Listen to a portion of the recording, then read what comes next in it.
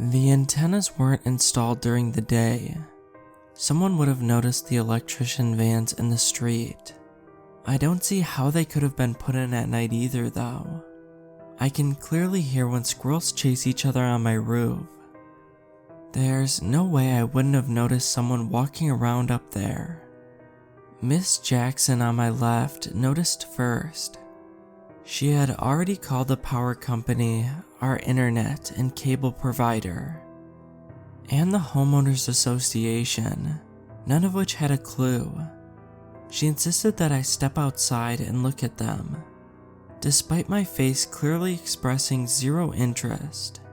Her voice was getting more shrill with every word though, so I eventually allowed her to drag me outside to avoid waking up my 6-year-old daughter Emma, blurry-eyed and still in my bathrobe. I followed Miss Jackson to the street to get a proper view of the thing. The antennas had 3 metal prongs a bit like a pitchfork, pure black unlike the typical metallic ones. I spent several minutes nodding seriously as she rambled, wondering how long I was expected to stand there before I could politely resume my apathy. "You can probably climb up there from your balcony," she told me. "All you'd have to do is jump up and grab." "Wouldn't it be just as easy from your balcony?" I asked. Miss Jackson gave me a critical look as though trying to decide whether to be offended. It was only a subtle change from her usual expression. "My husband won't be home until tonight," she said, as though that was my fault somehow. "It'll only take a minute." It was just cold enough for politeness to suddenly become optional. "Oh wait, I remember what that is," I said, turning back.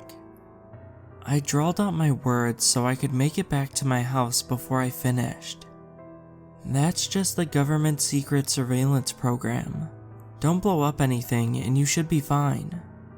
I swiftly shut the door before she could reply, and congratulated myself on a successful escape.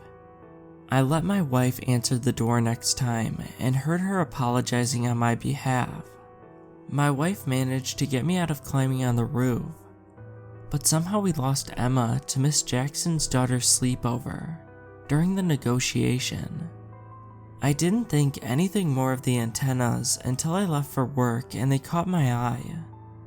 There were 2 dead squirrels on my roof beside them, lying in a small pool of blood which dribbled into the gutter. When I got home that night, I found Mr. Jackson kneeling on his roof beside his antenna. He was motionless and intent upon the thing, staring with such ferocity that I expected him to lunge and snap it off at any moment. "Hiding from the missus, huh?" I called up to him. "Good spot."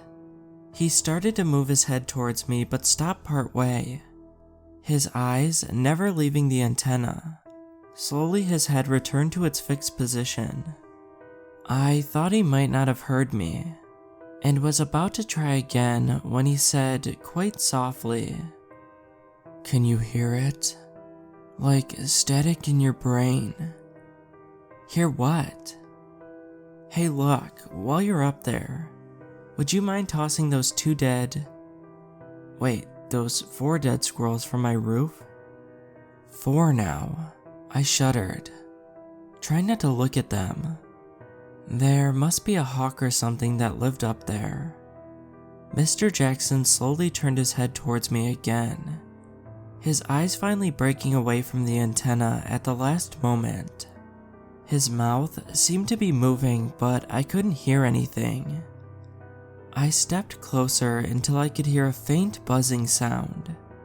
He was blowing air through his lips like Emma did when she was trying to make a fart noise. The vibrating of his lips sounded more like static though. We locked eyes for about 10 seconds, him softly blubbering the whole while. Without another word, I turned and went inside my house, glad to be rid of him. I didn't feel comfortable about Emma sleeping there that night, but I couldn't think of any good reason to not let her go either. I packed her school bag with her dolls, a board game, and a whistle, just in case. I told her all she needed to do was blow the whistle if anything was wrong, and I'd hear and come get her. After 10 minutes of continuous whistle blowing, including once when she tried to make it sound different by sneezing into it, I'd changed my mind and was happy when Miss Jackson picked her up. "Did you ever figure out what those antennas are for?" I asked her. She gave me the stink eye. "Government surveillance, no doubt." "Oh, that's nice. You hear that, Emma? You've got to be good or the government will take you away." "Sounds good," Emma said. "What a horrible thing to say to your child." Miss Jackson sniffed. "How do you get your daughter to behave?" I asked. "Shirley doesn't need to be threatened. She knows good girls go to heaven and bad girls go to hell. And that's all there is to it," Miss Jackson huffed, without the slightest sense of irony. We were interrupted by the blast of a whistle. "I want to go," Emma demanded. "What are we doing here?" I felt slightly sick watching Miss Jackson take Emma by the hand and walk away. I watched them all the way until they got to her house. Mr. Jackson was still on the roof, but he turned away from the antenna to watch them go inside. It was hard to tell from here, but it seemed like his lips were still moving. I closed the door and took a deep breath. My wife and I had the house to ourselves though, and that was enough reason to celebrate. It was freezing outside, but I left the window open that night so I could hear the whistle. My wife thought that I was being paranoid, but apparently paranoia is cute when it comes to our daughter, so she let me keep it open. That should have made me feel better, but it didn't. In fact, I felt even worse because every moment that I didn't hear the whistle made me wonder whether something had already happened to her. I'd bothered my wife enough already though, and I kept my fears to myself. I lay awake listening for static in my brain, for the whistle, for something on the roof, for anything. But the night was dark and still, and little by little I allowed myself to lower my defenses and drift off to sleep. That night I dreamt of falling from a dizzying height, as though I was dropped from space. I kept going faster and faster, the wind whipping around me, but no matter how fast I went, or how far I fell, I never seemed to get any closer to the ground. I could still hear the wind when I woke up the next morning. It sounded a lot like a whistle. The next thing I remember, I was in my kitchen with 3 police officers standing around the table. They believed that Mr. Jackson had killed his wife during the night. The hushed tones and ashen faces of the police told me not to ask exactly how. The most disturbing part about it all was that their daughter Shirley was found in the living room beside her mother. Although they're having trouble finding the rest, Mr. Jackson was nowhere to be found.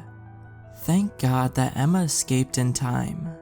The police found her hiding on the roof, clinging to the antenna all night long to keep from sliding off. She must be suffering from shocking cold, they said, because when they found her she was barely responsive. She couldn't tear her eyes away from the antenna, or reply with anything besides the soft static noises she made with her mouth.